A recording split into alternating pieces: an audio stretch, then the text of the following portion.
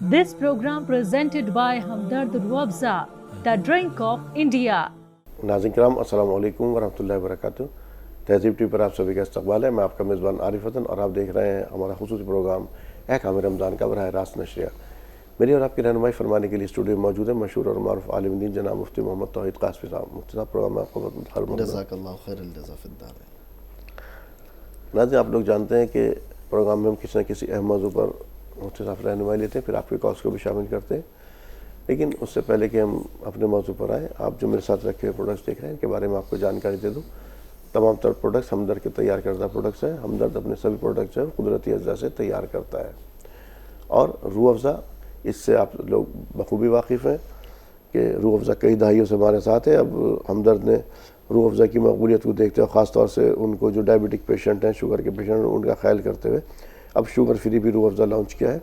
कुछ और मशरूबात आप यहाँ रखे हुए देख रहे हैं, जैसे कि शरबत खस, शरबत संदल और शरबत गुलाब। और ये रेड रश, ये एनर्जी ड्रिंक है, नारियल पानी है।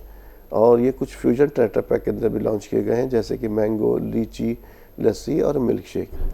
तो इनसे कई फ़ायदा उठाया जा सकता है। सच इस बकुल की फ़ियादत से आप बखूबी वाकिफ़ हैं। केसर जो है यानी कि ज़ाफ़रान, इसको भी इस्तेमाल कर सकते हैं। कुछ और यहाँ पर रखे हुए ग्लूकोज डी है एनर्जी के लिए, तो 2 फ्लेवर में लॉन्च किया गया है, रेगुलर और ये ऑरेंज ग्लूकोज को लॉन्च किया। इससे भी आप फ़ायदा उठा सकते हैं। और जाम शीरी है, ये भी मशरूबात में ही आता है, इसका भी इस्तेमाल कीजिए।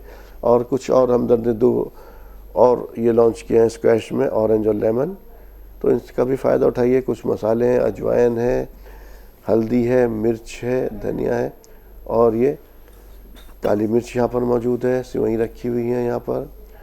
और ख़ास तौर से शहद भी रखा हुआ, तो शहद के भी इस्तेमाल किए। शहद खाना सुन्नत है। और सिवई वगैरह तो रमज़ान में खूब इस्तेमाल होती हैं, गैर रमज़ान में भी इस्तेमाल होती हैं, लेकिन ईद पर इनसे तरह तरह की डिशेज़ बनाई जाती हैं। तो तमाम तर चीज़ें मौजूद है। आपकी पूरी किचन की एक बास्केट है, तो आप इसका इस्तेमाल कीजिए, इनसे फ़ायदा उठाइए। मशरूबात का जहाँ तक ताल्लुक़ है, तो आपका जो इफ्तार का दस्तरखान है उस पर इनको अगर आप इस्तेमाल करते हैं, तो जहाँ तक ये आपके दस्तरखान को वसअत बख्शेंगे, वहीं कहीं ना कहीं इनके इस्तेमाल से आप अपने जिस्म की नई राहत भी महसूस करेंगे। बहरहाल नाज़रीन, अब आते हैं अपने मौजू की तरफ। रमज़ान का महीना जारी और सारी आप लोग जानते ही हैं, और इस महीने के अंदर भी हमने अल्लाह ताला का अगर क़ुर्ब हासिल ना किया तो क्या फ़ायदा। इस अल्लाह ताला ने जिस लिए महीना दिया गया था, ये तमाम तब अपने लिए एक ट्रेनिंग का, तमाम तर चीज़ों का शैतान भी बंद कर दिया गया। अगर नहीं हासिल किया तो फिर हमने क्या क्या ज़ाय कर दिया। तो अल्लाह ताला का क़ुर्ब कैसे हासिल करें, जानते हैं मुफ्ती साहब से। जी मुफ्ती साहब। देखिए, अल्लाह का क़ुर्ब तो अल्लाह के अहकाम को पूरा करने में ही है। और अहकाम के 2 किस्म के अहकाम हैं, एक वो जिनका अल्लाह ने करने का हुक्म दिया और एक वो जिनसे मना किया गया, जिसे मनहियात कहा जाता है। तो असल यही है कि रमज़ानुल मुबारक में जो हमें उन चीज़ों से जो मना नहीं है, खाना पीना जिमा आम दिनों में बिल्कुल जायज़ व हलाल है, अल्लाह तबारक व तआला ने इनसे रोका है। ये ट्रेनिंग इसी के लिए है कि जो मनहियात हैं, जो हमेशा के लिए ममनू है, झूठ बोलना, ग़ीबत करना, बहतान लगाना, नाप तोल में कमी करना, बद अखलाक़ी करना और इस तरह के जो भी गुनाह हैं, उनसे हम पूरी ज़िंदगी अपनी, या ये कह लें कि एक रमज़ान से दूसरे रमज़ान पूरे साल तक हम कम से कम इन गुनाहों से बच सकें, अल्लाह के अवामिर को पूरा कर सकें और अल्लाह की नवाही से बच सकें। इसीलिए हमें यह महीना दिया गया है और ये जो हमें ट्रेनिंग दी जा रही है इसी मकसद के लिए है। तो असल अल्लाह के हुक्म को पूरा करना, या दूसरे लफ्ज़ों में हम ये कह लें कि अल्लाह का फर्मा बरदार बनना, मुसलमान का एक मफ़हूम और माना यही है कि अपने आप को अल्लाह के आगे झुका दे और अल्लाह की मर्ज़ी के मुताबिक अपने आप को बिल्कुल पस्त कर दे। यही मकसद है, यानी अपनी कोई मर्ज़ी ना हो, सिर्फ़ अल्लाह की मर्ज़ी हो, अल्लाह की रज़ा में अपनी रज़ा हो। अल्लाह जिस काम का हुक्म दे उसे पूरा करे, अल्लाह जिस चीज़ से रोक रहा है उससे रुक जाए, अल्लाह तबारक व तआला जिससे दूर रहने का हुक्म दे रहा है उससे दूर रहा जाए। बस यही असल ज़िंदगी का ख़ुलासा है। क्योंकि आप और हम सब जानते हैं कि अल्लाह तबारक व तआला ने हमें दुनिया में भेजा है इम्तिहान के लिए। दुनिया में हमेशा के लिए तो भेजा नहीं, यहाँ तो चंद रोज़ा ज़िंदगी है और इस ज़िंदगी गुजार कर हमें जाना है। यहाँ इम्तिहान देकर हम जैसा काम करेंगे वैसा रिज़ल्ट हमें आगे मिलेगा। क़यामत के दिन, या ये कह लीजिए कि मौत के बाद से ही बल्कि वो रिज़ल्ट शुरू हो जाएगा। आलम क़ब्र हो, आलम बरज़ख़ हो, या इसी तरीके से आलम क़यामत हो, और उसके बाद जन्नत या जहन्नम का जो भी फ़ैसला हो, ये तमाम के तमाम इसी दुनिया के आमाल पर मौक़ूफ़ है। अल्लाह तबारक व तआला ने ये दुनिया हमें इसीलिए दी है और अल्लाह ताला ने ये दुनिया में हमें इसीलिए भेजा है कि हम उसकी तैयारी करें। اور وہ تمام اللہ نے واضح کر کے کھول کر کے بیان کر دیا کہ تمہیں کس چیز کا حکم دیا جا رہا ہے، کہ کن کاموں کو تمہیں کرنا ہے، کن کاموں سے تمہیں بچنا ہے، کن کاموں سے تمہیں دور رہنا ہے، اور یہ بھی بتلا دیا گا کس طریقے پر، کس راستے پر چلنا ہے۔ تمہارے لیے سیدھا راستہ بھی ہے، آڑے ٹیڑھے راستے بھی ہیں۔ اگر ان راستوں پر چلو گے تو بھٹک کر جو ہے دور جا پڑو گے، گمراہی میں چلے جاؤ گے، جہنم کا ٹھکانہ ہوگا۔ اور اگر تم سیدھے راستے پر چلو گے، جسے قرآن کی زبان میں صراط مستقیم کہا گیا ہے، اگر اس پر چلو گے تو سیدھا جنت میں جو تمہارا اصل ٹھکانہ ہے، اللہ تبارک و تعالیٰ نے صاف فرما دیا کہ پھر تم اس میں پہنچ جاؤ گے۔ تو اصل یہ زندگی جو ہمیں ملی ہے، اور اس زندگی میں جو رمضان المبارک کا مہینہ ہمیں ہر سال ایک بار ملتا ہے، 12 مہینوں میں سے ایک مہینہ ہمیں دیا جاتا ہے، اسی لیے یاد دیا جاتا ہے کیونکہ رمضان کے اندر ایک ماحول ہوتا ہے، اللہ کی رحمت متوجہ ہوتی ہے، اللہ کی برکتوں کا نزول ہوتا ہے، شیطان قید کر دیا جاتا ہے، نیکیاں کرنا آسان ہو جاتا ہے، گناہوں سے بچنا آسان ہو جاتا ہے۔ تو ان تمام چیزوں کے ہوتے ہوئے بھی اگر ہم اللہ کے احکام کو پورا نہ کریں، پھر بھی ہم انہی گناہوں میں ملوث رہیں، پھر بھی ہم انہی منہیات کے اندر جو ہے ڈوبے رہیں، تو پھر ہماری زندگی بے حاصل ہے، بے مقصد ہے، بلکہ یہ کہہ لیجئے کہ ہماری زندگی ایک طرح سے بوجھ ہے۔ اللہ تبارک و تعالیٰ قیامت کے دن ہر ایک سے حساب و کتاب لیں گے ہی، اور مرنے کے بعد سے ہی اس عذاب کا یا ثواب کا، نعمت کا یا زحمت کا سلسلہ شروع ہو جائے گا۔ من ربک کا، ما دینک کا، یہ سوالات ہوں گے، اور اس کے بعد سے ہی ہمیشہ کے لیے پھر وہیں سے معاملہ شروع ہو جائے گا۔ تو اس لیے اصل بات یہی ہے، اصل معاملہ یہی ہے، اصل مقصد یہی ہے کہ رمضان میں ہم اس کی پریکٹس کر لیں اور پورے سال پھر اس پر ہم عمل کرتے رہیں، تاکہ ہماری زندگی صحیح نہج پر گزر سکے۔ موجودہ جو دور ہے اس میں ہم کہاں، آپ امت کو کہاں کھڑا پاتے ہیں؟ دیکھیں، موجودہ دور میں تو امت بالکل راستے سے بھٹک چکی ہے، ہٹ چکی ہے۔ اگر امت راستے پر ہوتی تو جو آج ہمیں ان حالات سے گزرنا پڑ رہا ہے، یہ حالات نہ ہوتے۔ چونکہ ہم بارہا اس کا تذکرہ کر چکے ہیں، مذاکرہ بھی کر چکے ہیں، اس پر کافی تفصیلی بھی گفتگو کر چکے ہیں کہ ہماری پیدائش سے لے کر وفات تک جو ہم زندگی گزار رہے ہیں، بھئی یہی ہماری زندگی ہے۔ بچہ پیدا ہوتا ہے، پھر دھیرے دھیرے درجہ بدرجہ بڑھتا جاتا ہے، بچہ بولنا سیکھتا ہے، پھر بچہ جوان ہوتا ہے، پھر بچے کا شادی بیاہ کا نمبر آتا ہے، اس کے بعد پھر آگے بڑھتا ہے، اس کے بچوں کا نمبر آتا ہے، پھر جو ہے آگے موت کا وقت آتا ہے۔ تو ہم جب دیکھتے ہیں تو ساری چیزوں میں ہم اللہ کے احکام کو بھلا کر صرف اپنی مرضی کی زندگی گزار رہے ہیں، چاہے پیدائش کا معاملہ ہو، چاہے وفات کا معاملہ ہو، چاہے شادی بیاہ کا معاملہ ہو، چاہے ویسے کسی تقریب کا معاملہ ہو، یا ہماری زندگی کے دیگر مراحل کا معاملہ ہو۔ ہم زندگی کے جس شعبے میں بھی اس وقت غور کریں تو ہر شعبے کے اندر ہمیں کہیں نہ کہیں خامی نظر آتی ہے۔ اگر ہم جو ہے تجارت کر رہے ہیں، اس میں ہماری نیت خالص نہیں ہے، اس میں ہم بہت ساری اس طرح کی غلط چیزیں کرتے ہیں، بلکہ لوگوں کا مزاج یہ بن چکا کہ اگر ایسا نہیں کریں تو کام ہوگا ہی نہیں، ایسا نہیں کریں تو تجارت ہی نہیں ہوگی۔ یہ ایک غلط فہمی ذہنوں کے اندر بیٹھ چکی ہے، یعنی نعوذ باللہ کہ اگر ہم جھوٹ نہیں بولیں گے تو ہمارا کاروبار چلے گا ہی نہیں، دھوکہ نہیں دیں گے کاروبار چلے گا نہیں، اس طرح کی ذہنیت بن چکی ہے۔ تو جب یہ ذہنیت بن جائے تو اللہ کی مدد کہاں سے آئے گی؟ کیونکہ اللہ کی مدد تو جبھی ہے جب اللہ کے احکام کو پورا کیا جائے۔ یہ تو اللہ کے نبی صلی اللہ علیہ وسلم کا لاکھ احسان ہے کہ آپ نے پوری زندگی امت کے لیے دعا کی، جس کی وجہ سے ہمارے اوپر عذاب نہیں آ رہا، ورنہ امت جس راستے پر اس وقت کھڑی ہے اور بھٹک کر جہاں چلی گئی ہے، دیگر امتوں پر انہی اعمال کی وجہ سے مختلف قسم کے عذابات آئے ہیں۔ جی، ایک طرح سے آپ نے کہا کہ ہم حیوانی سطح پر زندگی گزار رہے ہیں۔ جی، گلشن بھی صاحبہ سے بات کر لیتے ہیں، پھر اس کے بعد مزید آپ سے رہنمائی لیتے ہیں۔ گلشن بھی صاحبہ فرمائے، کیا سوال ہے آپ کا؟ السلام علیکم عارف بھائی۔ وعلیکم السلام ورحمۃ اللہ وبرکاتہ۔ مولوی صاحب، میں بیمار ہوں، مجھے تھرپی چل رہی تھی یہاں پر کشمیر میں، تو میں روزہ نہیں رکھتی ہوں، نماز میں پڑھتی ہوں سب کچھ، رات کو اٹھتی ہوں، میں نماز نہیں، یہ روزہ نہیں رکھ سکتی ہوں۔ اب میں تو اپنی جگہ بہت روتی ہوں، میں بولتے ہیں میں رات کو بھی اٹھتی ہوں، سب کو کھانا دیتے پر خود بھی نہیں بیٹھ سکتی ہوں۔ مطلب کیا بیماری ہے، کوئی کیا پریشانی ہے؟ میرے کو یہ ٹیومر تھا رنگ پر۔ اچھا، ٹھیک ہے۔ تو دیکھیے، آپ پریشان نہ ہو، رنجیدہ نہ ہو، جب آپ کا عذر موجود ہے تو پھر اللہ تبارک و تعالی رحم کرے گا، کیونکہ بیمار کے لیے خود اللہ نے جہاں روزوں کا حکم دیا، شہر رمضان الذی والی آیت میں آگے اللہ تبارک و تعالی نے پورے واضح طور پر فرمایا کہ اگر تم مسافر ہو یا بیمار ہو تو پھر روزہ رکھنے کی ضرورت نہیں ہے، روزہ بعد میں رکھ لیں جب ٹھیک ہو جائے۔ تو یہ بیماری آپ کی ایسی ہے کہ جس کی وجہ سے آپ روزہ نہیں رکھ پا رہی، باقی عبادتیں آپ کر رہی ہیں، تو انشاءاللہ العزیز اس میں کوئی مذائقہ نہیں ہے۔ جب اللہ تندرستی آپ کو دے دے تو اس وقت آپ قضا کر لیں، یا اللہ نہ کرے کہ آپ کو لمبی بیماری ہو، اس طرح کا ڈاکٹر کو اس طرح کا معاملہ کرے، تو پھر فدیے کا معاملہ ہے کہ فدیہ آپ دے دیں، تو آپ کو احساس بھی ہے اور اللہ تعالیٰ اس احساس کا بھی بدلہ آپ کو دے گا انشاءاللہ تعالیٰ۔ اچھا ابھی آپ نے اب مزید بات کریں گے، پہلے جمیلہ صاحبہ سے بات کر لیتے ہیں۔ جمیلہ صاحبہ فرمائیں کیا سوال ہے آپ کا؟ جمیلہ صاحبہ فرمائیں کیا سوال ہے آپ کا؟ جی ہمارا سوال ہے، 2 سوال ہے ہمارا مفتی صاحب سے۔ پہلے تو السلام علیکم۔ جی وعلیکم وعلیکم السلام۔ السلام ورحمۃ اللہ۔ میرا ایک سوال ہے کہ مفتی صاحب وہ مطلب کہ ہماری بچی سحری کے لیے اٹھتی ہے، جی ہماری بچی سحری کے لیے اٹھتی ہے نا، کیا؟ جی جی جی، ہماری بچی سحری کے لیے اٹھتی ہے، اٹھتی ہے نا، تو کبھی بیسنگ میں کبھی کچن میں وہ چپکلی آ جاتی ہے، تو جس کی وجہ سے وہ سحری بھی نہیں کر پاتی، پانی بھی نہیں پیتی، ایسا ڈرتی وہ بہت ٹینشن میں۔ کتنی بڑی بچی ہے؟ چپکلی نظر آ جاتی ہے وہ، تو اس سے بہت ٹینشن آتا ہے۔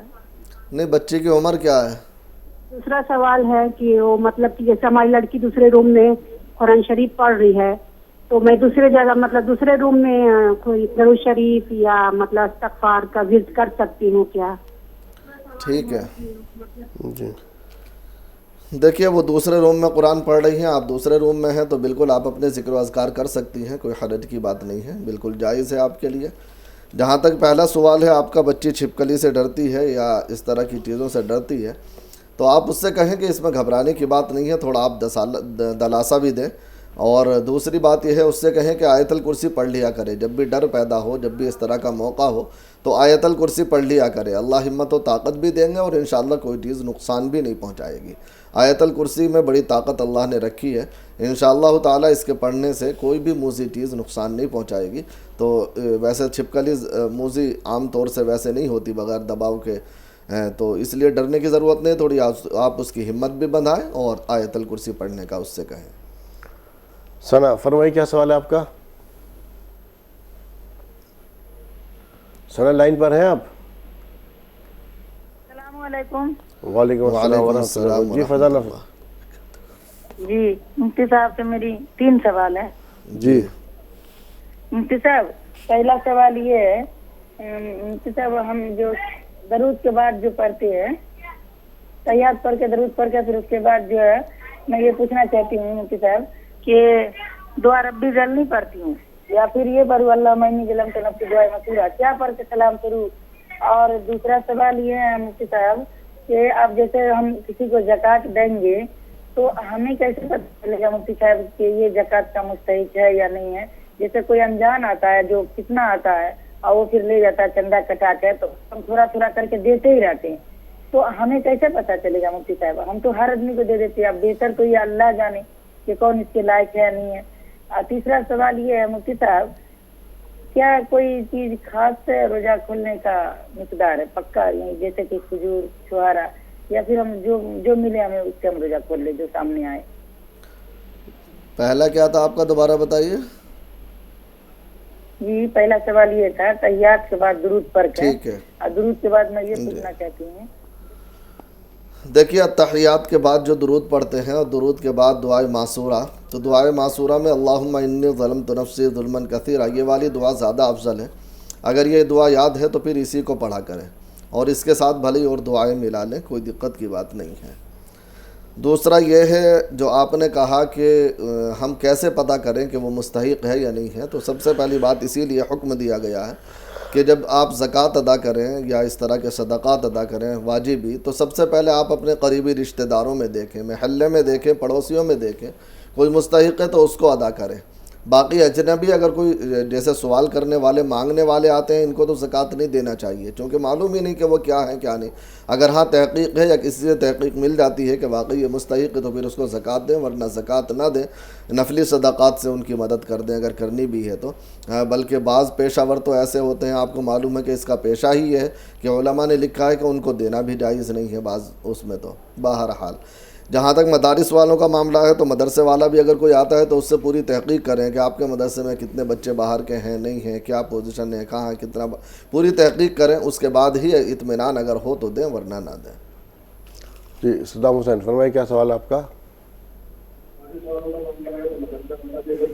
صدام حسین میری آواز مل رہی ہے آپ کو؟ جی جی جی فرمائیے.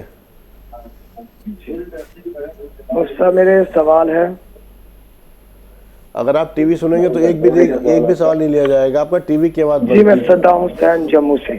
جی ٹی وی کی آواز بند کیجیے, فون سے بات جی جی کیجیے. جی میرا فرمائیے. سوال یہ ہے کہ مجھے خواب میں جیسے کہ میں اپنے دانت توڑتا ہوں اپنے ہاتھ سے. خواب کے لیے معذرت ہے, خواب کے علاوہ کوئی اور سوال بیان کیجیے.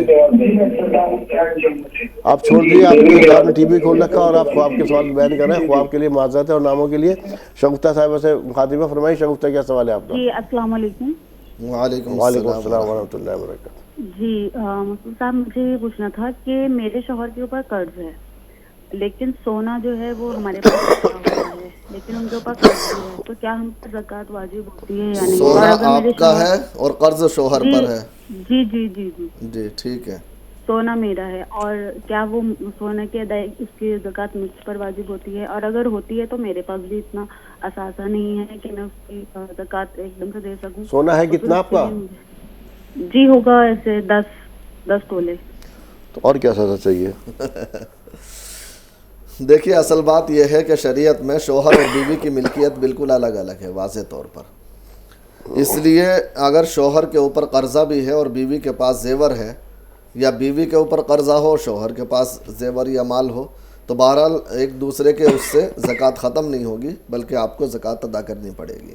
شوہر کے پاس اگر زیور یا وغیرہ ہوتا اور قرضہ بھی ہوتا تو پھر دیکھا جاتا کتنا قرضہ ہے کتنا کیا ہے, لیکن زیور وغیرہ آپ کے پاس ہے, ان کے پاس جو ہے قرضہ ہے, تو بہرحال آپ کو اس کی زکوٰۃ دینی پڑے گی. اگر آپ کے پاس کچھ نہیں ہے زکوٰۃ دینے کے لیے تو آپ اسی میں سے بیچ کر کے زکوٰۃ دیں, یا جو بھی طریقہ ہو آپ اس طریقے سے زکوٰۃ دیں, لیکن زکوٰۃ آپ کو دینا ہی پڑے گی. زکوٰۃ کے تعلق سے سوال آ رہا ہے میرے ذہن میں کہ یہ مدارس جو ہوتے ہیں ان کا ماشاءاللہ بڑا زبردست خرچہ ہوتا ہے. تو یہ مدارس ہمارے زکوٰۃ پر کیوں چلتے ہیں؟ زکوٰۃ تو غریب غربا اور تمام تو چیزوں کے لیے, ان کے لیے بقا, ان کو کیوں زکوٰۃ؟ اس کے علاوہ اور راستہ موجودہ ہے کہاں؟ لوگ امداد دیتے کہاں ہیں؟ امداد دیتے کہاں ہیں؟ نہیں تو یہ تھوڑی نا, اگر وہ نہیں دیں گے زکوٰۃ, وہ اور امداد نہیں دیں گے تو آپ دوسرا راستہ اپنا لیں گے. چلیے اس پہ بات کریں گے اس لیے تفصیل سے. 2 کالر کافی دیر ہے ہمارے ساتھ, عتیق صاحب اور شاہین صاحبہ. فرمائیے کیا سوال ہے عتیق صاحب؟ پہلے آپ سے مخاطب ہیں. جی عتیق صاحب فرمائیے. عتیق صاحب اگر میری آواز مل رہی ہے تو سوال بیان کیجیے. السلام علیکم. وعلیکم السلام وعلیکم ورحمۃ اللہ السلام وبرکاتہ. ورحمۃ اللہ وبرکاتہ. جی میرے 3 سوال ہیں. جی پہلا سوال تو ہم نے اس دن پوچھا تھا لیکن پورا اس کا جواب نہیں ہو پایا.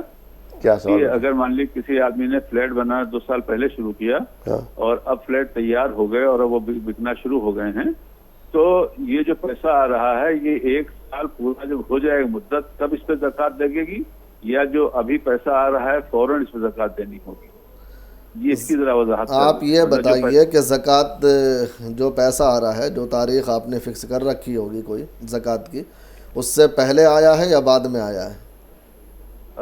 کچھ پہلے آیا ہے اور کچھ ابھی آئے گا بعد میں. ٹھیک ہے. اور سوال کیا تھا؟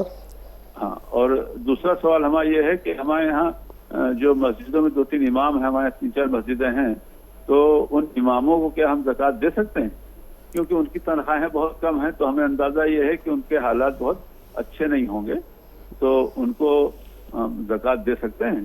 ٹھیک ہے. اور تیسرا سوال یہ ہے کہ ایک صاحب ہمارے یہاں ہیں تو نمازی ماشاءاللہ بہت ہیں, پرہیزگار ہیں, سب باتیں ہیں, لیکن ابھی اجتماع ہوا تھا تو اس میں مولانا صاحب نے بتایا کہ دیکھیے ہر آدمی کو کچھ نہ کچھ جو ہے وہ صدقہ جو ہے کرنا چاہیے, کچھ غریبوں کو دینا چاہیے. اس طرح کی مولانا صاحب نے بات کی ہے اپنے بیان میں. جب چلے گئے مولانا ہو گیا تو انہوں نے کسی سے کہا کہ بھائی دیکھو مولانا صاحب کہیں تو ہم 5 کے بجائے 7 وقت نماز پڑھ لیں گے, لیکن ہم پیسہ ویسا کسی کو نہیں دے پائیں گے. ٹھیک ہے, ان کا بیان کس قسم کا ہے, کیا ان کے اوپر اثر ہے؟ ایسی بات ان کی دو بعد ہم نماز اور پڑھ لیں گے 5 کے بجائے 7، لیکن ہم پیسے نہیں دیں کسی کو. تو اس پر وضاحت کریں گے ان کی کیا سوچ ہے.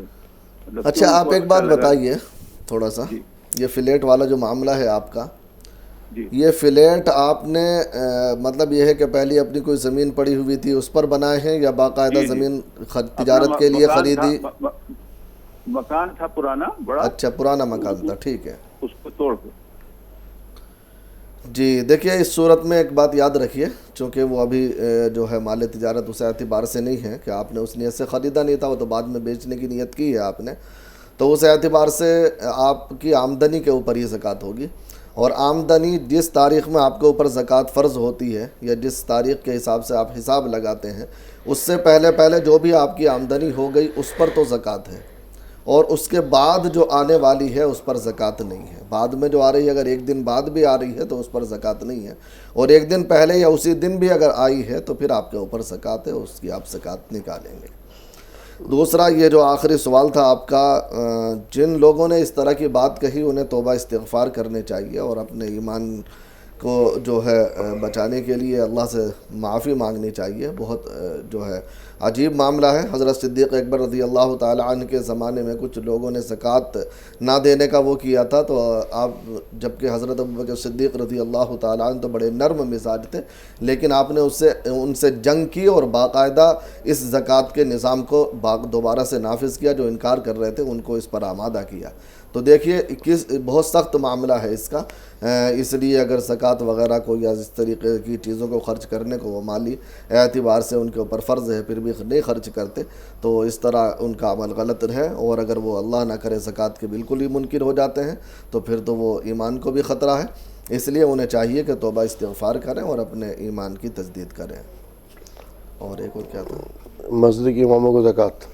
ہاں مسجد کے اماموں کا زکوٰۃ دیکھیے مطلقاً ہم نہیں دے سکتے بغیر تحقیق کے. یہ بات تو آپ کی بالکل برحق ہے کہ ان کی تنخواہیں کم ہوتی ہیں اور اس کے لیے ہم ان کی زکوٰۃ سے پورتی کریں یہ مناسب نہیں ہے. ان کی پورتی کے لیے ہم امداد ہے، 2.5% زکوٰۃ نکلتی ہے، 97.5% ہمارے پاس پھر بھی رہ جاتا ہے، تو اس میں سے ہم زکوٰۃ ادا کریں یا نفلی صدقات میں سے کر دیں، یا اسی طریقے سے مسجد کی کمیٹیوں کو متنبع کریں کہ تاکہ وہ تنخواہ بڑھائیں. مسجدوں میں آمدنیاں کافی ہوتی ہیں، بلڈنگوں پر اور دیگر چیزوں پر کافی خرچ ہوتا ہے، تو ان کو جو ہے ابھاریں کہ بھائی وہ تنخواہ صحیح دیں.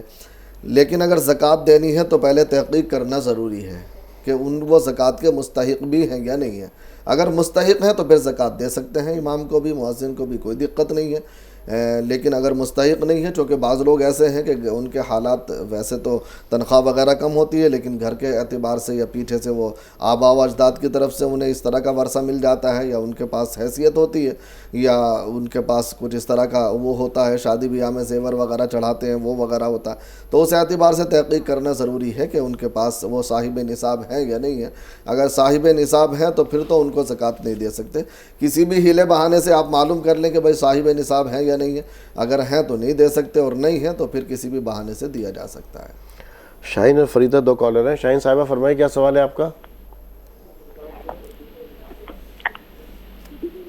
جی شاہین صاحبہ فرمائیں کیا سوال ہے آپ کا؟ شاہین میری اگر آواز مل رہی ہے تو سوال بیان کیجئے. السلام علیکم. وعلیکم السلام ورحمۃ اللہ وبرکاتہ. اچھا یہ ہے مختلف صاحب سے میرا ایک سوال ہے.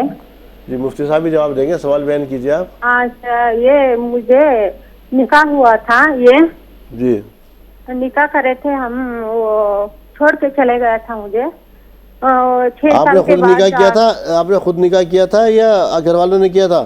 گھر میں نکاح کیا تھا. وہ مجھے چھوڑ کے چلے گیا، 6 مہینے ساتھ میں تھا اور چھوڑ کے چلے گیا.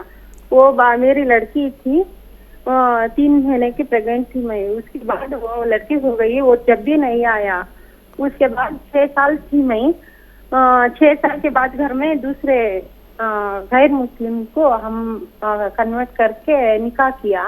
اب 9 سال ہوئے بعد ایک لڑکا بھی ہو گیا مجھے. اب بہور آ کے مجھے وہ طلاق دے کے گیا. وہ اس لیے یہ نکاح سنت ہے کیا؟ طلاق کب دی ہے اس نے؟ 1 سال ہوا، گئے سال آ کے. اب 9 سال کے بعد آ کے اب طلاق کے دوسری شادی ہونے وہ طلاق लेके गया। तो क्या क्या गैर मुस्लिम से निकाह किया तुम्हारा? कन्वर्ट करके। ठीक है। क्या सर? ठीक है ठीक है। देखिए एक बात याद रखिए कि जब तक उन्होंने तलाक नहीं दी थी उस वक्त तक आपका निकाह जायज़ नहीं था। आपने अगर निकाह कर लिया तो वो गलत था। अब वो 2 साल पहले अगर तलाक दे करके गए हैं तो उसके बाद चूँकि अब आपकी इद्दत भी गुजर चुकी है, आप नए सिरे से निकाह करें इनसे, जो आपके शोहर हैं मौजूदा, आप नए सिरे से इनसे निकाह करें। जब आपका निकाह होगा और जो पिछली ज़िंदगी गुजरी गलत फहमी में, उससे तौबा इस्तिग़फ़ार करें आप भी और आपके शोहर भी, क्योंकि एक शोहर के होते हुए दूसरे शोहर से निकाह नहीं हो सकता, ये जायज़ नहीं है। लेकिन बहरहाल आपने जो कुछ भी गलत फहमी में किया है इससे तौबा इस्तिग़फ़ार करें और दोबारा से निकाह करें आप लोग। जी फरीदा साहिबा फरमाइए, क्या सवाल है आपका? जी मैं अस्सलाम वालेकुम। वालेकुम अस्सलाम वरहमतुल्लाहि वबरकातुहू। जी मेरा ये सवाल है, मेरा मकान है, मेरी 4 बेटी हैं, 2 बेटे हैं, तो मैं चाहती हूँ थोड़ा सा मकान अपने बेटियों को भी दो, लेकिन ये कहते हैं कि बेटियों का हक नहीं होता मकान में से। तो जो मकान में हक नहीं होता बेटियों का? बिल्कुल, मकान में क्या क्या पूरी विरासत में जो कुछ भी माँ बाप का माल है सब में बेटियों का हक होता है, और बेटे नहीं देने देते तो आपको उनकी बात नहीं माननी चाहिए। इस मामले में बेटियों को भी उनका हक देना चाहिए। जितना जितना बेटों के हिस्से में आ रहा है उससे आधा आधा बेटियों के हिस्से में आना ज़रूरी है। नहीं देंगे तो कल क़यामत के दिन पकड़ होगी और अल्लाह के यहाँ इसकी सज़ा मिलेगी। जी नाज़रीन, इससे पहले कि हम प्रोग्राम का सिलसिला आगे बढ़ाएं, जो मेरे साथ रखे हुए प्रोडक्ट्स हैं इनके बारे में जानकारी दे दूँ। तमाम तरह जो प्रोडक्ट्स हैं वो हमदर्द के तैयार करता प्रोडक्ट्स हैं और रूह अफ़ज़ा से आप सभी लोग वाकिफ़ हैं। हमदर्द ने अब डायबिटिक जो पेशेंट हैं उनका ख्याल करते हुए ये रूह अफ़ज़ा जो है शुगर फ्री भी लॉन्च किया है, और इसके कुछ 2 स्क्वैश हैं यहाँ पर, लेमन और ये ऑरेंज इसमें भी है ये, और साथ में एक जामे शीरी ये भी एक शरबत है, और कुछ मशरूबात और भी हैं जैसे कि शरबत खस है, संदल, गुलाब और रेड रैश, ये एनर्जी ड्रिंक है, नारियल पानी रखा हुआ देख रहे हैं आप। इनका भी आप इस्तेमाल कर सकते हैं। कुछ टेट्रा पैक के अंदर फ्यूजन है, मैंगो, लीची, लस्सी और मिल्क शेक, इनका भी इस्तेमाल कर सकते हैं आप। और ये 37 बगोल है, इससे तो आप वाकिफ़ ही अच्छी तरह से इसकी फ़ायदियत से। और कुछ ये ग्लूकोज डी, हमदर्द ने 2 फ्लेवर में लॉन्च किया है, इसको रेगुलर और एक ऑरेंज, और साथ में ये कुछ किचन के आइटम है जैसे कि केसर, ज़ाफ़रान, इसका इस्तेमाल कीजिए, हींग है, मस्टर्ड ऑयल है, यहाँ पर कुछ मसाले हैं, अजवाइन है, इसमें धनिया, मिर्च, हल्दी और ये सिया मिर्च है रखी हुई यहाँ पर, इसका भी आप इस्तेमाल कर सकते हैं। और ये यहाँ पर सिवई रखी हुई हैं, सिवई का इस्तेमाल आमतौर से रमज़ान में ज़्यादा किया जाता है, और ख़ास तौर से ईद के दिन तो इनकी बहुत तरह तरह की डिशेस बनाई जाती हैं। और ये शहद है, शहद का खाना सुन्नत है। तो इन हर एक तरह से हमदर्द ने आपके पूरे किचन का, मशरूबात का, तमाम तर चीज़ों का एक कंप्लीट पैकेज आपको आपके किचन का दे दिया, इफ्तार का भी कंप्लीट पैकेज दे दिया आपको। तो इन सब को इस्तेमाल कीजिए और इसके फ़ायदा उठाइए। नाज़रीन, अब आते हैं अपने मुफ्ती साहब, जो हमारा मौजूद था उसी पर हम बात कर रहे थे, अपने अल्लाह ताला का कुर्ब कैसे हासिल करें। जी मौलाना साहब, आपने बताया था मौजूदा दौर के अंदर जो तमाम तर चीज़ें हो ही रही हैं जिस तरह से, तो एक जो बात आई थी उसके अंदर उम्मत के हवाले से बात आई थी। उम्मत कहाँ है हम आज? उम्मत तो नहीं है हम आज। कोई सूडानी है, कोई ईरानी है, कोई अफगानिस्तानी, हिंदुस्तानी, कहाँ है उम्मत? उम्मत का तस्वुर तो ये है कि एक आदमी की तकलीफ होती, पर उम्मत का तो एक खलीफा होता है ना एक, यहाँ कहाँ है उम्मत? तो आ जाए नहीं। देखिए ये तो ठीक है कि खिलाफत का निज़ाम कायम होना चाहिए और बिल्कुल बरहक़ है कि वो सारी चीज़ें होनी चाहिए, लेकिन बिल्कुल ये भी नहीं कि उम्मत से इनकार ही कर दें कि उम्मत नहीं है। उम्मत तो है, लेकिन हाँ ये नेशनलिस्ट है आज, उम्मत तो नहीं है। उम्मत का मफ़हूम क्या है? उम्मत का मफहूम तो ये होना कि भाई मैं तो जिस खित्ते के आबाद हूँ, मैं अपना आप को ये कहूँगा उम्मत तो नहीं कह रहा। उम्मत का मतलब ये होगा आपका एक खलीफा, और आप जो उसके जो माने किसी को तकलीफ़ हो रही है तो जाहिर सी बात है उम्मत का तस्वुर ऐसा है जैसे कि जिसमें किसी भी तरह से एक आधा तकलीफ पूरी उसको तकलीफ़ होती। कहाँ है हम? बताइए। देखिए एक बात मैं आपको बता दूँ कि उम्मत तो सब लोग हैं जी।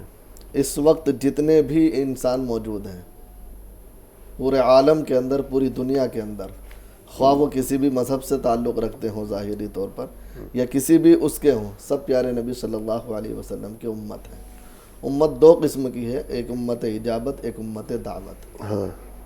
हम जो मुसलमान हैं वो उम्मत इजाबत में कहलाते हैं, या इन्होंने ईमान कबूल कर लिया, बाकी उम्मत दावत है, उनको दावत देना ज़रूरी है, लेकिन है उम्मत सब।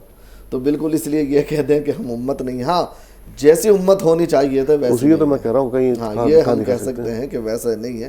جس طریقے پر ہمیں ہونا چاہیے تھا اس طریقے پر ہم نہیں ہیں, جس راہ پر ہمیں ہونا چاہیے تھا اس راہ پر ہم نہیں ہیں. واقعی ہم دوسروں کو تو کیا دعوت دیتے ہیں, ہم تو خود بھی اصل راہ پر نہیں ہیں, اصل راہ سے ہم خود بھی بھٹکے ہوئے ہیں. تو اس میں بس یہی ہے کہ ہمیں اس بات کو خود بھی احساس کرنا چاہیے اور اپنے آپ میں بیدار ہونا چاہیے, اور جو دوسرے ہیں ان کو بھی اس بات کی دعوت دینی چاہیے. دیکھیں دو چیزیں ہیں, جب آدمی دوسرے کو دعوت دیتا ہے تو خود بھی عمل کرنا آسان ہو جاتا ہے, اور جب ہم خود دعوت نہیں دیتے تو ہم اپنے آپ کو بھی بھلا بیٹھتے ہیں. آج ہم ایک زندگی کی ہوڑ میں جو لگے ہوئے ہیں اور ہم نے سب کچھ اسی دنیا کی زندگی کو سمجھ لیا ہے, اور اس چکر میں ہم حلال حرام جائز ناجائز سب کو فراموش کر دیا. حتیٰ کہ اگر دیکھا جائے تو نعوذ باللہ ثم نعوذ باللہ اللہ کو بھی ہم نے بھلا دیا. اگر ہمیں کہا جاتا ہے, جیسا کہ ابھی سوال آیا تھا, ابھی یہ بات آئی تھی سوال میں کہ لوگ یہ کہہ دیتے ہیں کہ بھائی صاحب آپ نماز تو چاہے جتنی پڑھوا لو لیکن آپ پیسہ خرچ کرنے کے بارے میں مت کہنا. ہاں تو یہ کتنا بڑا معاملہ ہے کہ آدمی بالکل صاف طور پر ایک ایسی چیز کا انکار کر بیٹھ رہا ہے کہ جو اللہ تبارک و تعالیٰ نے فرض کی ہے اور جس کا انکار کسی بھی صورت میں کیا ہی نہیں جا سکتا.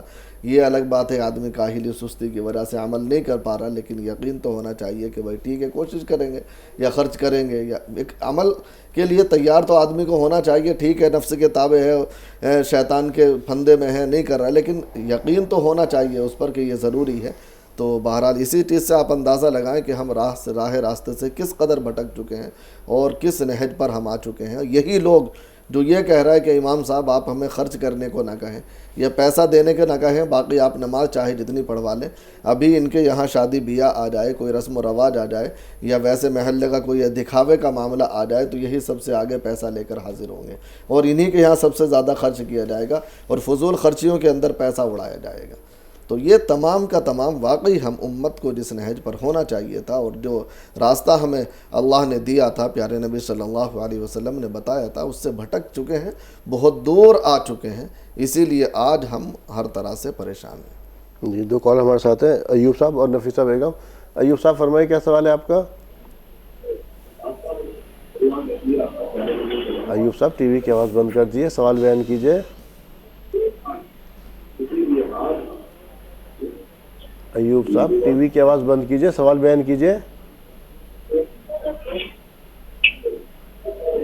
شاید ٹی وی سن رہے ہیں تو بات نہیں ہو پائے گی. نفیسہ بیگم فرمائیے کیا سوال ہے نفیسہ صاحب آپ کا؟ جی السلام علیکم رحمۃ اللہ وبرکاتہ. وعلیکم السلام وعلیکم السلام ورحمۃ ورحمۃ اللہ وبرکاتہ. جی میرے 3 سوالات ہیں.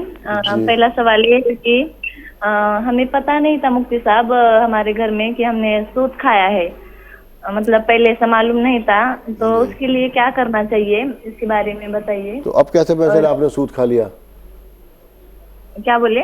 اب کیسے معلوم پڑا آپ کو کہ سود کھایا آپ نے؟ نہیں مطلب جائز نہیں ہے یہ پتہ نہیں تھا نا اتنا, مطلب ہم علم نہیں تھا اتنا, اسی لیے پتہ نہیں تھا. تو اس کے لیے کیا کرنا چاہیے؟ دوسرا سوال. تو دوسرا سوال یہ ہے کہ جیسے کہ ہم قرآن شریف پڑھتے ہیں تو اس کا بخشنا ضروری ہے کیا؟ صرف نیت کرے تو وہ ایصال ثواب ہو جائے گا اس کا, یہ پوچھنا تھا. اور تیسرا سوال یہ ہے کہ جیسے مہر رہتا ہے, میرے ابا نے امی کو مہر دیا ہے ابھی, تو اس کے کچھ حصے رہتے ہیں بولے نا, تو وہ کیسا ہے ذرا وہ معلوم کرنا تھا. کیا دوبارہ بتائیے تیسرا؟ مہر کے حصے رہتے بولتے نا, وہ مسجد میں یتیم کو وغیرہ دینا جس کے بعد ہم خود لے سکتے ہیں ایسا بولتے نا, تو اس کے بارے میں تھوڑا جاننا تھا. دیکھیے مہر کا حصہ تو نہیں ہوتا, مہر تو متعین ہوتا ہے. جتنا بھی مہر ان کے نکاح میں بندھا ہوگا اتنا مہر ان کا ہوگا. اور میراث میں سے سب سے پہلے قرض کا, چونکہ تجہیز و تکفین کے بعد قرض کی ادائیگی کا معاملہ ہے, تو یہ بھی ایک قرض ہے, تو یہ ادا کیا جائے گا. یعنی وہ اپنا مہر پہلے نکال لیں, باقی جو بچے وہ میراث میں تقسیم ہو جائے گا. اور ایصال ثواب نیت, ہاں نیت کافی ہے, باقاعدہ زبان سے کہنا ضروری نہیں ہے. نیت آپ نے کر لی تو ایصال ثواب ہو جائے گا انشاءاللہ تعالی. سود کھا لیا, معلوم نہیں تھا سود کھانا جائز ہے. دیکھیں اس کے بارے میں یہ ہے کہ توبہ استغفار کریں. سب سے پہلے تو اللہ کے سامنے توبہ کریں. احساس آپ کو ہو رہا ہے تو انشاءاللہ اللہ معاف کر دے گا. لیکن یہ ہے کہ اگر حساب لگایا جا سکتا ہو کہ کتنا ہم نے استعمال کیا ہوگا تو اس کو اگر یکمشت نہ بھی نکال سکیں تو تھوڑا تھوڑا کر کے غریبوں پر اتنا صدقہ کر دیں جتنا ہم نے اب تک استعمال کیا ہے. اگر آپ شروع کر دیں گے تو انشاءاللہ اللہ تعالیٰ معاف کر دے گا. تو 2 عمل کر لیں, توبہ استغفار, اور پھر اس کا اندازہ لگا کر کے نکالنا شروع کر دیں. نسیمہ صاحبہ فرمائیے کیا سوال ہے آپ کا؟ جی وہ کہاں جا کے ٹکتا ہے, کہاں ہے, بولتا نہیں کرتا نہیں, وہ بھی پریشان میں ہے. بول رہا گاڑی لیا ڈیو میں, ڈیو کی گاڑی بھی بنا نہیں پیسہ, وہ کدھر میں جا کو پڑا ہے, کیا ہے, بولتا نہیں کرتا نہیں. میرے کو ایک ہی لڑکا ہے, میرے کو میرا ہسبینڈ نہیں ہے, میرے کو وہ تکلیف اٹھاتی ہوں. میرے واسطے دعا کرو. آپ کا ایک لڑکا ہے جو آپ کا کہنا نہیں سنتا, نہ آپ کا کچھ خیال رکھتا ہے؟ جی دیکھیں نماز, میرے کو جی نماز کی پابندی رکھتے ہوئے اللہ تعالیٰ سے دعا کریں, اور ہر نماز کے بعد یہ دعا پڑھا کریں 11 مرتبہ, ربنا حب لنا من ازواجنا وذریاتنا قرۃ اعین, اور اللہ سے اس کے لیے دعا کریں, اس کی ہدایت کے لیے اللہ بہتر کرے گا انشاءاللہ. شہاب الدین صاحب فرمائیے کیا سوال آپ کا؟ شہاب الدین صاحب آپ سے مخاطب ہے, فرمائیے کیا سوال ہے آپ کا؟ شہاب صاحب آپ کو میری آواز مل رہی ہے؟ جو بھی کالر لائن پر ہے اپنا سوال بیان کیجئے. نہیں رہتا, وہ کہاں جا کے دکھتا ہے, کیا ہے معلوم نہیں ہوتا ہے. آپ کا سوال تو ہو گیا. آپ شاید بات ہی نہیں کرنا چاہتے, کوئی پرابلم ہے, کیا ہے, اس طرح کی چیزیں ہو جاتی ہیں اس سے تمام. جی مول صاحب, ابھی ایک جو زکوٰۃ کے حوالے سے ہم بات کر رہے تھے, جو مدارس کے حوالے سے ہم بات کر رہے تھے زکوٰۃ کے حوالے سے, میں نے کہا تھا تو یہ مدارس جو ہمارے ہیں زکوٰۃ, جیسے بھی آپ نے امام صاحب کے لیے لینے کے لیے منع کر دیا آپ نے کہ امام صاحب کو, ہم اپنے مدارس کا خود اخراجات کیوں نہیں اٹھاتے, ان کو ہم نے زکوٰۃ پر کیوں چھوڑ رکھا, جبکہ اسے ایک ہیلے سے ایک بہانہ کر کے زکوٰۃ دی جاتی ہے ان کے اندر. بہانے سے دی جاتی ہے. دوسری بات یہ ہے کہ مدارس کے اندر تقریباً جتنے بھی طلبہ پڑھتے ہیں, اگر زیادہ بھی نہیں تو 80% تو وہی ہوتے ہیں جو مستحق زکوٰۃ ہوتے ہیں. 20% میں نے کہہ دیا, ورنہ تو 2-4% ہوتے ہیں جو مالدار کے بچے آتے ہیں, ورنہ مالدار کے بچے مدرسے میں آ کہاں رہے ہیں. اس حالت کی ذمہ دار بھی ہم خود ہیں. نہیں, ہم خود ہیں, وہ بات آپ کی ٹھیک ہے, لیکن وہ مستحق زکوٰۃ ہیں نا. جو بھی بچے ہیں, مالدار کے بچے مدرسوں میں آتے کہاں ہیں؟ اگر آپ یہ کہہ رہے ہیں کہ ہم اس کے ذمہ دار خود ہیں, تو ہم کس طریقے سے ذمہ دار ہیں؟ تو پوری اگر نہیں آ رہے تو کم سے کم جو مالدار جس کی آپ بات کر رہے ہیں, تو وہ کم سے کم ان کے اخراجات اٹھا سکتے ہیں. اخراجات اٹھا لیں. ایک ایسے پیسے سے مدارس کا اخراجات اٹھانا, اپنے زکوٰۃ دینے کو تیار نہیں ہے تو ویسے اخراجات کیا اٹھائیں گے؟ نہیں, ویسے آپ امت کی حالات پر بار بار بات کرتے ہیں اور آپ کہتے ہیں امت کہاں کھڑی ہے, تو آپ خود تصور کریں کہ کہاں ہے. ترغیب تو دی جائے گی نا, کیونکہ ظاہر سی بات ہے ترغیب دی جاتی ہے, اور مستقل باقاعدہ ہر اعتبار سے ترغیب دی جاتی ہے اور کہا بھی جاتا ہے, لیکن بس ہمارا احساس ہی مردہ ہو چکا, کریں کیا. لیکن یہ ہے کہ کچھ لوگ اب بھی ہیں زندہ, ایسا نہیں ہے, اور اللہ تعالیٰ نے انہی کے اوپر نظام کو قائم کر رکھا ہے. ہر دور میں اچھے برے ہوتے ہیں, یہ کہ اس وقت برائیاں زیادہ غالب ہیں. وجیہ صاحبہ اور ایوب صاحب. وجیہ صاحبہ فرمائیں کیا سوال ہے آپ کا؟ السلام علیکم. وعلیکم السلام ورحمۃ اللہ وبرکاتہ. جی, ہمیں تراویح کی نماز کے بعد جو دعا کرتے ہیں وہ دعا ہم کو نہیں آتی. روز مرہ کی دعا پڑھ سکتے ہیں کیا آپ؟ ٹھیک ہے, ہر 4 رکعت کے بعد دعا پڑھنا ہے. ٹھیک ہے, دعا نہیں آتی, اس لیے روز پڑھنے سے دعا پڑھ سکتے ہیں ٹھیک ہے, ٹھیک ہے, ٹھیک ہے. یہ سوال ہے ہمارا. ٹھیک ہے. جی دیکھیں, تراویح کی دعا اگر نہیں آتی تو کوئی ٹینشن کی بات نہیں ہے. آپ کو جو دعا آتی ہے وہ دعا پڑھ لیں, نہیں آتی خاموش بیٹھ جائیں تھوڑی دیر تو کافی ہے. اس دعا کا پڑھنا کوئی فرض یا واجب نہیں ہے, اس لیے ٹینشن کی ضرورت نہیں ہے. یاد ہو جائے اچھی بات, پڑھ لیں, نہیں ہو تو جو دعائیں آپ کو آتی ہیں وہ دعا پڑھ لیں. کچھ بھی نہیں آتا تو خاموش بیٹھ جائیں, کوئی دقت کی بات نہیں ہے, تراویح آپ کی ہو جائے گی. ایوب صاحب فرمائیں کیا سوال ہے آپ کا؟ سر میرا ایک سوال تھا. جی جی, تو یہ اپن اطلاع ہوا تھا نا روزے کی حالت میں, یہ ڈبل غسل کرنا بتا رہے, وہ کیا ہے, اس کے بارے میں بتاؤ. روزے کے بارے میں ڈبل غسل کیا مطلب؟ دوبارہ بتائیے سوال آپ کا. اب غسل اپن کر دیتے نا, پھر وہ مغرب کے بعد پھر غسل کرنا ضروری ہے کیا؟ ارے بھائی, مغرب کے بعد کیوں غسل کرنا چاہتے ہیں تو بتائیے. ایوب صاحب لائن پر ہیں آپ؟ ہاں. مغرب کے بعد کیوں غسل کرنا چاہتے ہیں؟ زیادہ گرمی لگ رہی ہے؟ ویسا نہیں, ابھی اطلاع ہوا نا آپ. اچھا کپڑے ٹھیک ہے. چینج کر کے غسل کر دیے, پھر باتیں کر سکتے ہیں نا, ایک ہی بار غسل کرنا ضروری ہے کیا؟ دیکھیے 2 بار غسل کرنے کی ضرورت نہیں ہے, 1 بار غسل کر لیا تو کافی ہے. بس بات اتنی ہے کہ روزے میں اگر اس طرح کا معاملہ پیش آ جائے تو اس میں غرغرہ اور ناک کی نرم ہڈی تک پہنچانا ضروری نہیں ہے. بس صرف فرق اتنا سا ہے. تو بعد میں افطار کے بعد صرف ناک میں پانی پہنچا لیں نرم ہڈی تک, اور غرغرہ تو جب پانی پیتے ہیں تو حلق تک پورے میں پانی پہنچ ہی جاتا ہے. افطار میں پانی پیتے ہیں تو غرغرہ کرنے کی کوئی خاص ضرورت نہیں ہے, بس ناک میں ذرا سا پانی پہنچا لیں بس کافی ہو جاتا ہے. جب آپ مغرب کے لیے وضو کریں یا اس کے بعد وضو کریں تو اپنا جو ہے ناک میں نرم ہڈی تک پانی پہنچا لیں, بس اتنا کرنا ہے, باقی پورا غسل دوبارہ نہیں کرنا ہے. سر کہتے ہیں اگر ایسی کوئی کنڈیشن ہے تو ایک تو روزے کے اندر ناک میں پانی نہیں دے سکتے, غرغرہ نہیں کر سکتے, تو مغرب کے بعد پھر دوبارہ سے پورا وضو کریں. نہیں بس وہی کر لیں کہ غرارہ کر لیں اور جو ہے ناک میں نرم ہڈی تک پانی پہنچا لیں. بلکہ غرارہ بھی جب پانی آدمی پیتا ہے تو ہو ہی جاتا ہے, چونکہ اندر حلق تک پانی پہنچ جاتا ہے. وہ نہ بھی کریں تو لیکن نرم ناک میں پانی پہنچا لیں بس. جی ایک اور کالر, کون صاحب اور کہاں سے بات کر رہے ہیں, نام بتائیے, سوال بیان کیجیے. عابدہ صاحبہ فرمائیے کیا سوال ہے آپ کا. السلام علیکم. وعلیکم السلام. وعلیکم السلام ورحمۃ اللہ وبرکاتہ. حضرت اعتکاف میں ہے نا بیٹھنے کے لیے, میں گھر میں ہے نا ایک ہی میں ہی کی عورت ہوں, مطلب میرے سے نا مطلب کیسا بیٹھنا نہیں سمجھ میں نہیں آتا اعتکاف میں, اس لیے چھوڑ سکتے ہیں کیا اعتکاف نہیں پڑھ کیسے طریقے سے پڑھنا, مطلب شوہر کا بھی دیکھنا ہے, بچوں کا بھی دیکھنا ہے, صرف میں کی ایک عورت ہوں, کیسا کرنا ہے, مطلب روزے رکھ کے میں پھر افطاری کا بھی کرنا, سحری کا بھی کرنا ہے, اس لیے تم کیسا کرنا ہے اعتکاف کر کے تھوڑا بتا دیجیے. اور دوسرا ہے نا, دیکھیے ایک بات یاد رکھیں, تمام عورتیں اس بات کو ذہن نشی کر لیں کہ اعتکاف کرنا عورتوں کے لیے نہ فرض ہے نہ واجب ہے اور نہ کوئی ایسا ہے کہ ضروری ہو. صرف اتنا ہے کہ اگر پورا سنت مؤکدہ کرنا چاہیں تو 10 دن کا کر لیں, ورنہ تو نفل کر لیں. کوئی لازم نہیں ہے ان کے اوپر. محلے میں ایک آدمی بیٹھ گیا اعتکاف میں, پورے محلے کی طرف سے سنت ادا ہو جاتی ہے, مؤکد تاکید والی بھی. یہ سنت مؤکدہ بھی کفایہ ہے, سب کی طرف سے نہیں, وہ سب کو الگ الگ کرنا ضروری نہیں ہے. تو اس میں گھروں میں اعتکاف کرنا کوئی لازم یا واجب نہیں ہے.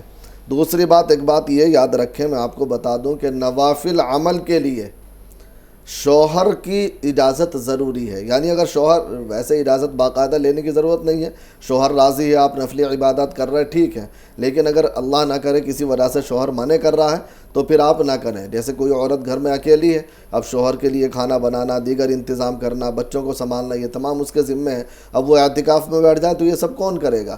تو اس لیے اس کو ایسے کام نہیں کرنے چاہیے. ہاں جو فارغ ہے وہ کر لے, یا کوئی اور ہے کام کرنے والا تو وہ اعتکاف کر لے. تو ورنہ تو نفلی اعتکاف جتنا موقع ملے, 1 دن 2 دن 3 دن یا 1-2 گھنٹے جو بھی ملے موقع اتنا کر لیں. یہ سنت اعتکاف عورتیں نہ کریں, جن کو سہولت ہے صرف وہی کریں. شوہر کی بات ماننا فرض ہے اور یہ نفل ہے, تو نفل کو شوہر جو ہے فرض کے مقابلے نہیں لایا جائے گا, بلکہ فرض پر عمل کیا جائے گا. مطلب اعتکاف اگر کرنا تو شوہر کی پرمیشن ضروری ہے؟ جی ہاں. اب پرمیشن 2 طرح کی ہوتی ہے, ایک تو باقاعدہ زبانی ہوتی, ایک عملی ہوتی کہ کوئی کام کر رہی ہے اور شوہر منع نہیں کر رہا, تو یہ بھی ایک طرح سے اجازت ہی ہے. شہاب الدین صاحب فرمائیے کیا سوال ہے آپ کا. ہلو شہاب الدین صاحب آپ سے مخاطب ہے, سوال بیان کیجیے. جی السلام علیکم. وعلیکم السلام ورحمۃ اللہ وبرکاتہ. جی میرے سوال ہے, مطلب میں جو ہر وقت کی نماز ہوتی ہے, ہر وقت کی نماز میں گھر میں پڑھ لیتا ہوں, تو تراویح جو ہے میں جا کے مسجد میں پڑھتا ہوں. ہر وقت کی نماز گھر میں پڑھتے ہیں, 5 وقت کی نماز گھر میں پڑھتے ہیں, تراویح جو ہے یہ مسجد میں جا کے پڑھ لیتے ہیں. ایسا کیوں کرتے ہیں, باقی نماز مسجد میں کیوں نہیں پڑھتے؟ جی میں مطلب ابائز ہوں, میں بیٹھ کے نماز پڑھتا ہوں. جی نہیں میں کہہ رہا ہوں باقی نماز معذور ہیں. اچھا معذور ہے. جی دیکھیے اللہ کے بندو, جب آپ تراویح کے لیے جا سکتے ہیں مسجد, تو پھر جو آپ فرض نمازیں ہیں ان کے لیے جائیں تو زیادہ بہتر ہے.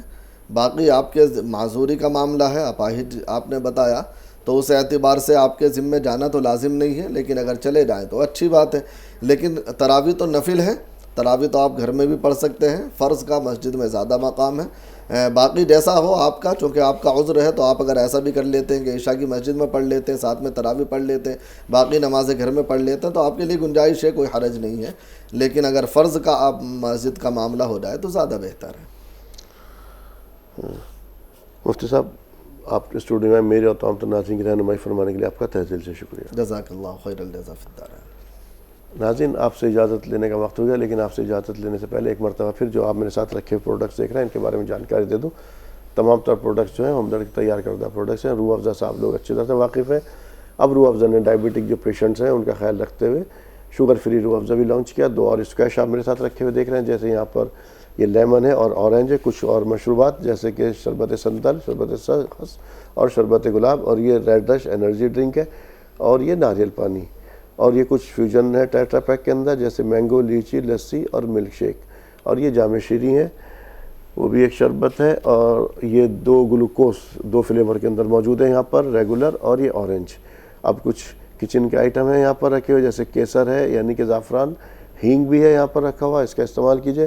باقی کچھ مسالے ہیں, اجوائن ہے, ہلدی, دھنیا, مرچ, سیاہ مرچ, سیوئیاں موجود ہیں یہاں پر. یہ سب چیزوں کا ان کا استعمال کیجئے. اور یہ شہد کا کھانا سن رہے تھے تو شہد کو بھی ایک معمول اپنی زندگی بنا لیجیے کہ آپ شہد کا بھی آپ استعمال اگر کریں گے تو سنت ہونے کے ساتھ ساتھ اس کی فائدیت سے بھی آپ جو اس کے اندر فائدے رکھیں گے اس سے بھی آپ فائدہ اٹھائیں گے. پوری ایک باسکٹ ہے آپ کا کچن اور پورے رمضان اور تمام تر چیزوں کا, گرمیوں کا پورا بھرپور خزانہ ہے. اس کو استعمال کیجئے اور فائدہ اٹھائیے, اور اسی کے ساتھ اپنے میزبان کو دیجیے اجازت. السلام علیکم ورحمۃ اللہ وبرکاتہ. This program presented by Hamdard Ruabza, the drink of India.